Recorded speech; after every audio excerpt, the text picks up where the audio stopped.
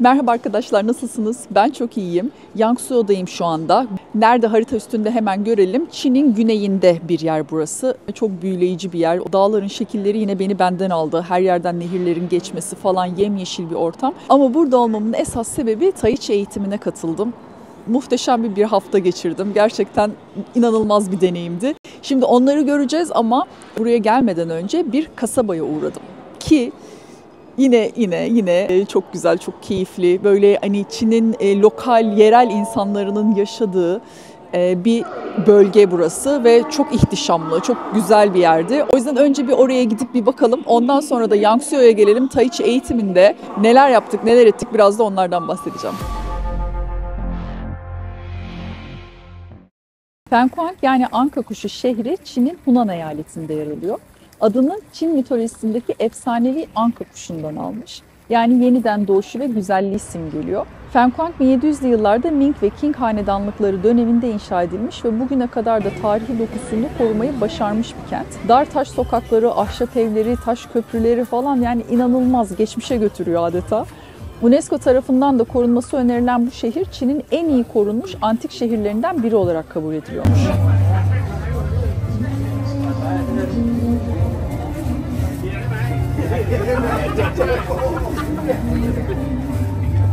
Fenghuang'da gece inanılmaz bir görsel şölen var.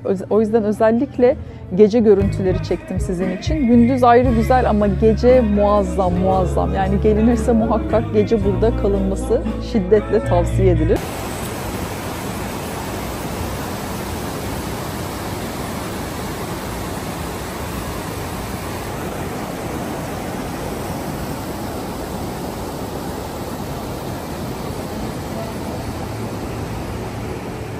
Şehir 1704 yılında kurulmuş ve nüfusun yarıdan fazlası Miao ve Tujia gibi yerel etnik gruplara sahip. Onların geleneksel kıyafetlerini, el işçiliği ürünlerini, işte dans gösterilerini falan görebiliyorsunuz burayı gezerken. Pek çok kişi de zaten bu kıyafetlerden kiralayıp fotoğraf çektiriyor ve hatta yani şu anda benim gezdiğim dönem yani Aralık ayı sezon değil, sezon olmamasına rağmen ciddi kalabalık vardı. Yazın sezonda inanılmaz kalabalık oluyormuş. O yüzden buraya hani gelinmesi sıkıntılı diye internette yorumlar okumuştum. Çünkü herkes böyle bir kenarda fotoğraf çekme peşinde. Çok fazla şehri hissedemiyorsunuz.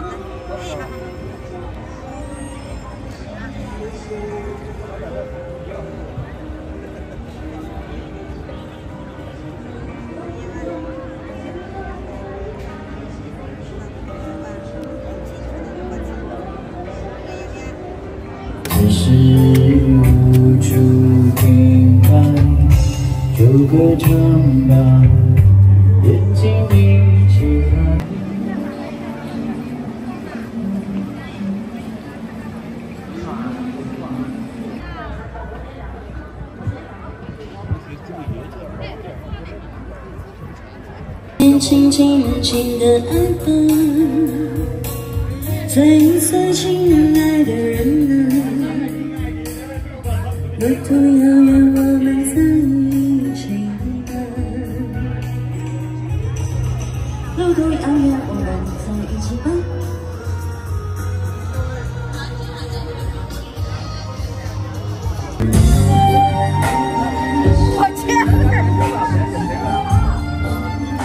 Kalabalığa çare olarak şunu önerebilirim. Hemen yakınında yaklaşık yarım saat trenle mesafede Frong diye ayrı bir yine kasaba var.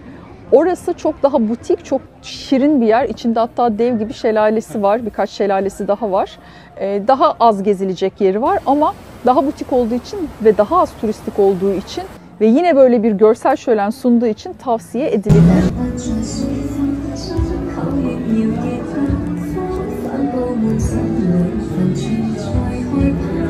也有你飛舞不間，彼此中變火花，一生一世。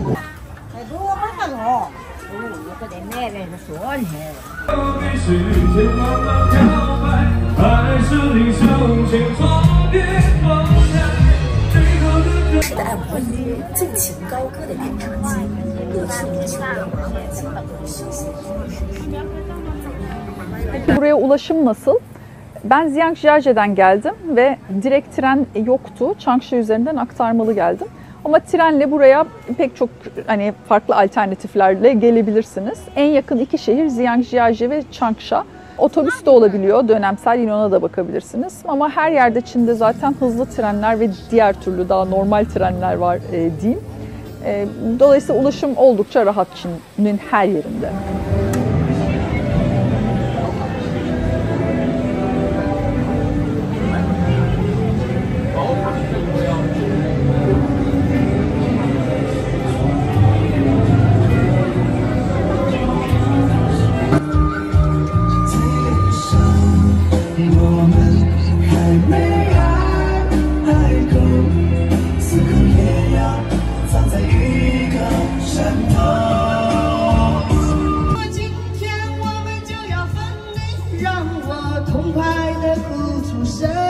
Nasıl buldunuz? Müthiş değil mi ya? Ya ben çok etkilendim açıkçası.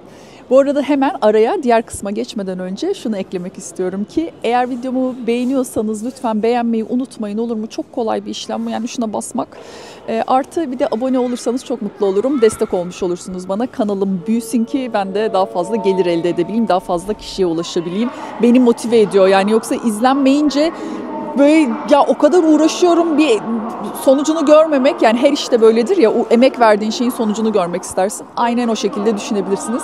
O yüzden destekleriniz çok önemli der ve devam ederiz videoya. Şimdi sırada Tai Chi var. Yani gidiyoruz Yangshuo'ya ve Tai Chi nedir?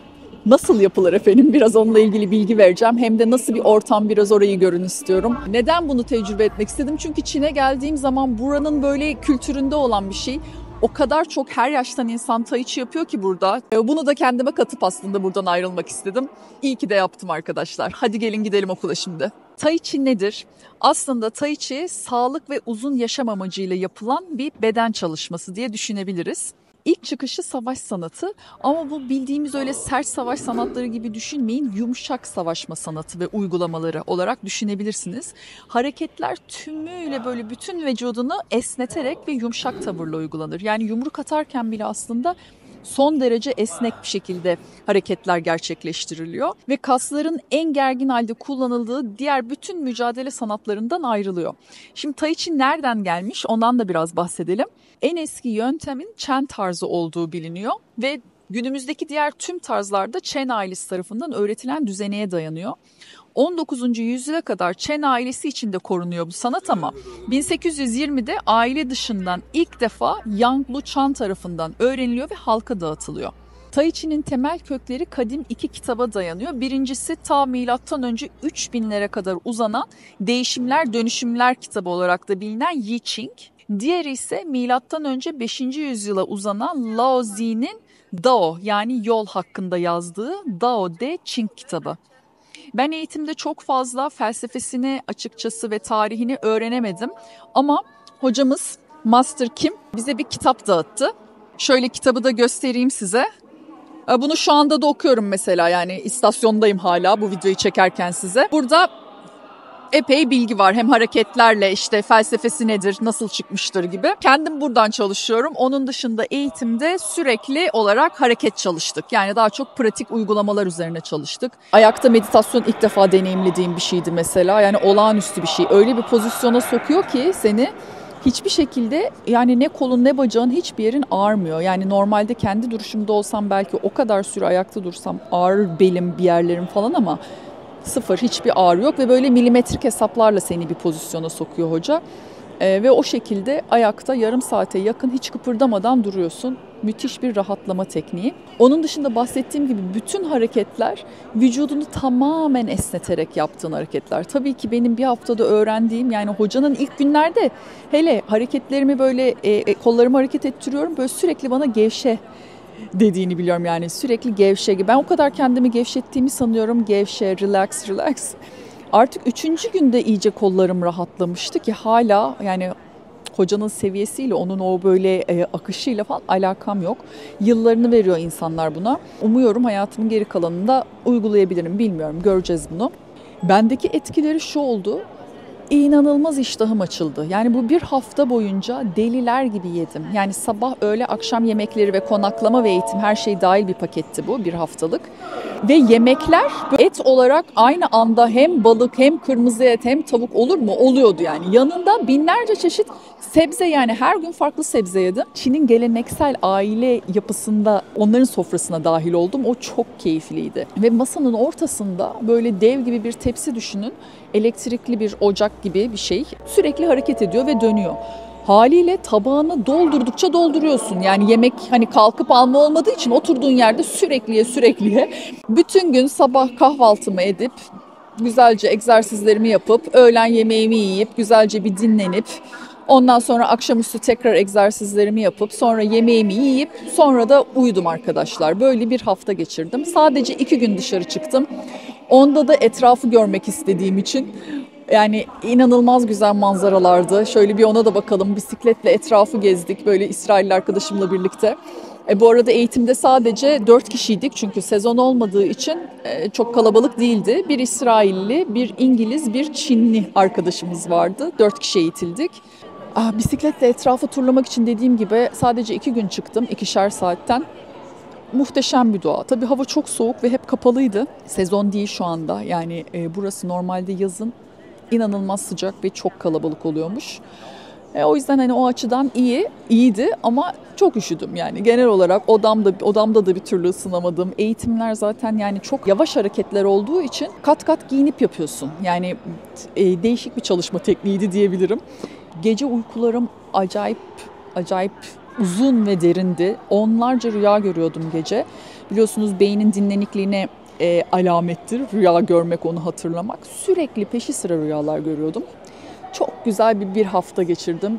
İyi ki geldim, iyi ki deneyimledim. Müthişti. Şimdi artık videonun sonuna doğru yaklaşıyoruz. Öncelikle şunu belirtmek istiyorum. Bu gördüğünüz kıyafetim var ya benim. Şu böyle hani videolardır gördüğünüz. Artık bunları görmeyeceksiniz. Çünkü Laos'ta 28 derece. Ve bundan sonra da seyahatimin geri kalan kısmı bayağı yaz ortamında geçecek. Sıcak yerlere gideceğiz. O yüzden farklı kostümler göreceksiniz. Hani ben mutluyum çünkü artık üşümekten yoruldum. Gerçekten çok üşüyorum. Yani böyle istasyonlar çok soğuk, hiç ısıtıcı falan olmuyor. Böyle burada buz kesmiş durumdayım. Neyse arkadaşlar, bir sonraki video Laos'tan gelecek. O yüzden o zamana kadar kendinize çok iyi bakın. Hepinizi sevgiyle kucaklıyorum. Görüşmek üzere. Bay bay.